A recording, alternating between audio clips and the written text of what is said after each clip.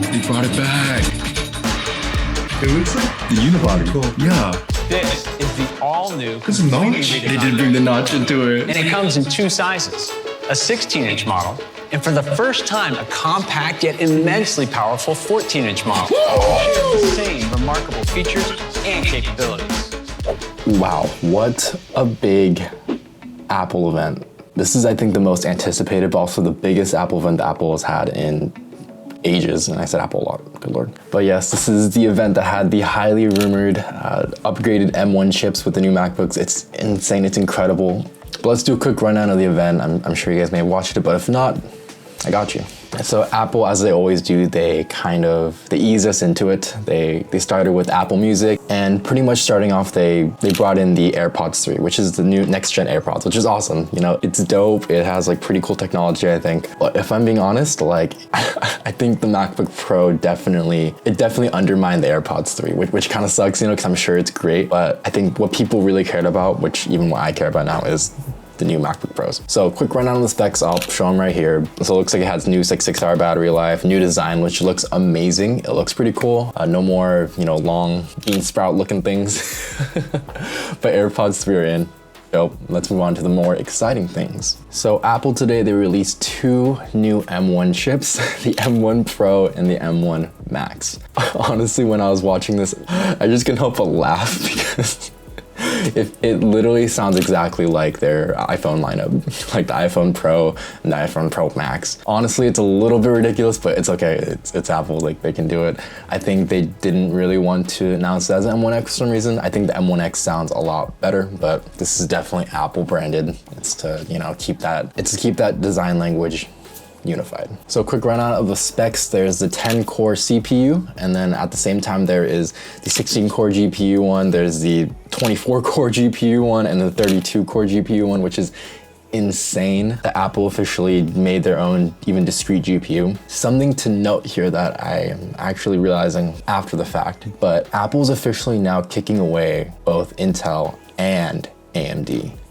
Like that's insane to me that they're also getting rid of AMD and their graphics line. Of course, it wasn't the best, but the fact that they're fully going independent now and that the transition is starting to, I don't know, be finished, to be complete now, it's insane to me. So Apple's definitely going down that route now, which is dope, which is awesome. They're officially entering that fully integrated laptop system now, which is wow. At the same time, you can get up to 64 gigs of memory, but that's only on the latter two CPUs and GPUs. So you can only do it with the 24 core and 32 core. If you have the base model, the 10 core and the 16 core GPU, you can only get up to 32 gigs. Storage, as always, it can go up to 8 terabytes. Nothing crazy, that's literally Apple. But if you're willing to pay the extra $2,000, by all means you do it, but most people probably will be good with a terabyte. Now what's crazy about this is that Apple officially released both a 14-inch, which is an upgrade from the 13 now, and a 16-inch model. This has been highly rumored for such a long time, but it's really cool seeing it come to life now. Both 14 and 16-inch actually remind me of that old 2012 MacBook Pro, the unibody. It has a very similar design language, which is really cool to see. I think they intentionally did this to showcase that, hey, like we are back. We are back as the creator laptop. Now, what's actually like even more insane about this is every problem that the MacBook Pros in the past have had, all the way from 2016 to 2021, whether it be lack of ports, MagSafe missing, bad keyboards, Apple has officially fixed all of those things. The new 14-inch and the new 16-inch laptops are officially the laptop for creators. They have everything that you will ever need as a creator. If you take photos, if you do video work, if you do anything 3D rendering, this is officially the new laptop that is going to be the king. They brought back the HDMI port and the SD card reader. Finally. Especially the SD card reader, creators use that on a near daily basis. So the fact that it was gone made it such an inconvenience, but it's back now. Thank God, Apple, you did this. At the same time, MagSafe is back now too, with apparently has fast charging now, which is even doper. I saw that the cable is not braided too, so it's not gonna have any cable Fraying at the end. Yeah, my old MagSafe chargers actually had a big problem with that, where they start fraying and they start like, you know, breaking apart. But the fact that it's layered now, it'll make sure that it lasts for a very long time. One thing to know about the design though, it has the notch. That kind of sucks, not gonna lie. Very interesting design choice. Very, very interesting. I'm not sure how I feel about it yet. They mentioned in their presentation, oh, it looks even better in dark mode. And it looks great in dark mode. Which is probably the mode that most people are gonna wanna be in while using this laptop, because that notch will just blend in. I'm not sure how the laptop will react to full screen, especially with videos. Hopefully it doesn't overlap, that would be awful. But that notch is something to look out for, and hopefully it's not a deal breaker. But speaking of that display, holy moly, they finally brought the Liquid XDR display, which is incredible. It comes with mini LEDs. It's the same display that's in the iPad Pros. And wow, it's gonna be incredible. Like, I already know that display is literally magic, and they increased the resolution, which is nuts to me. MacBook Pros have already had the best displays on the market across any laptop, even phones, even screens in general. They have really good displays, but the fact that they literally took it to the next level, wow, they are just dominating. They are dominating the laptop market now. At the same time, it officially, this is I think this is one of my favorite like low-key features. It officially has ProMotion display now, up to 120 hertz. That's gonna make the immersion that you feel when you're in, you know, really getting into work and grinding and getting things done. Having that at a higher refresh rate is a big deal. It's gonna make that experience just so much better. But yes, that's pretty much the quick update of the Apple event.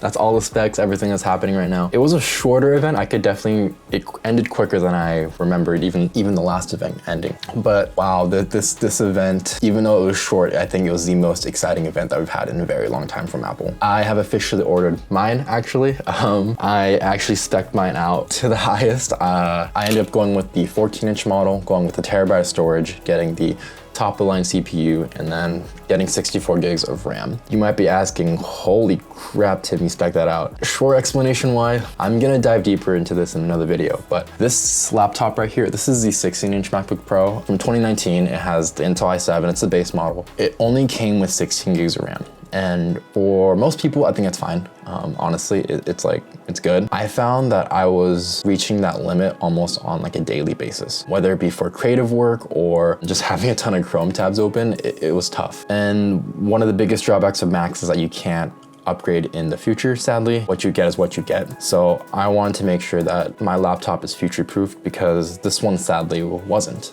Within the next 2 years, it started to slow down. I started to feel it aging a bit, especially with high-res photos and videos and such. It got more difficult to do my creative work on here. Great laptop still very powerful and capable laptop. But I think for me, my work started to advance more, and I needed more power pretty much, especially on the go. Yeah, honestly, I'm very thankful for this laptop though, because I got it as a gift actually for my birthday. My friends are incredible.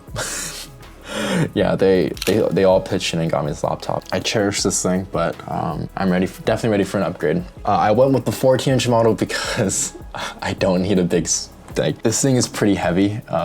Living with this thing for like 2 years now, I'm realizing I don't really need the 16-inch screen size anymore. I'd rather just have something more portable and on the go. And if I need more screen real estate, I can just use something like Sidecar. But yes, I'm super excited for mine to come in. It should be here. It said November 5th to the 10th, something like that. So I'm very much looking forward to that. So if you guys have any questions about it, please let me know down in the comment section below. I'll make sure to answer those in the best way I can when I do my full review of the laptop. Now, I definitely want to bring one topic into this. Wow, Apple really centered these new laptops around creators. Like, you can easily tell even in their presentation of it that they intend this laptop to be actually used by professionals. For example, the amount of creative apps that they mentioned in the keynote was just insane. Like, they mentioned like Lightroom, Cinema 4D, Adobe Premiere Pro. Like, they mentioned all these apps, which are, especially Premiere, that's their competitor, right? Like, to Final Cut Pro. They mentioned them still because they know that creatives use it still. Yeah, the fact that Apple's really taking that step back, you know, and saying, hey, we messed up on these laptops in the past. Here's a new one for the future. I respect that. This is definitely a laptop centered around creators. It's for people who create on the go, and this will definitely be the new standard for laptops now. You know, broad charts and specs aside, you know, they mentioned that it's like 10 times faster than like the Windows laptops. Okay, that's very general. Like they could have definitely been more specific on those charts and graphs. I don't necessarily agree with that, but what is true is that these next laptops are powerful. They are next level, and we simply can't deny that. I know that it didn't mean to be, they don't want to be as specific as maybe other companies, but they definitely could have at least said like a processor or like a GPU, like compared to maybe like the RTX 3050 Ti or the AMD 5900HS or the Intel i9s or whatever. They could have compared it to something a little more specific, but that's besides the point. This is definitely going to be the new laptop for creators, and it's literally the next generation of laptops, and I'm excited for it. I'm very excited for my new 14-inch. I want this laptop to be pretty much my daily driver, literally my daily driver for like the next like couple years now, like 4 to 5 years. I don't expect to upgrade for a while, and based on these specs, I think I will definitely be able to meet that. Yeah, like a 10-core CPU and a 32-core GPU, that is like no joke. Actually, no joke. Sorry, and just one last thing. The power efficiency is something to actually note for as well. The battery life on these is gonna be insane. It's gonna make creating on the go so much easier. And yeah, these new laptops are just absolutely dope. I'm excited to look more into it, watch more videos, you know, even have my own thoughts when mine comes. I'll actually probably have a side-by-side comparison from the 14-inch to the 16-inch because my roommate, he's getting the 16-inch version. I'm getting the 14-inch. So maybe expect some side-by-side content and see how they compare to each other. This will be very interesting. Each chassis, right, the 14-inch and the 16-inch compare to one another. But yes, anyways, I'll wrap this video up. If you guys do have any more questions about the new M1 Max, about the new M1 Max or just any of the new MacBooks that are coming out, feel free to leave them down in the comments. I'll make sure to answer them in the next review video. But yes, thank you guys for watching. Sorry again about the live stream issues I was having earlier. I didn't realize that Apple has, okay, I should have realized this. They have very strict copyright policies, so I couldn't live stream and watch at the same time. Next time I'll make sure to, you know, adjust screen size and stuff. But anyways, yeah. Thank you guys for watching. Catch you guys in the next one. Peace.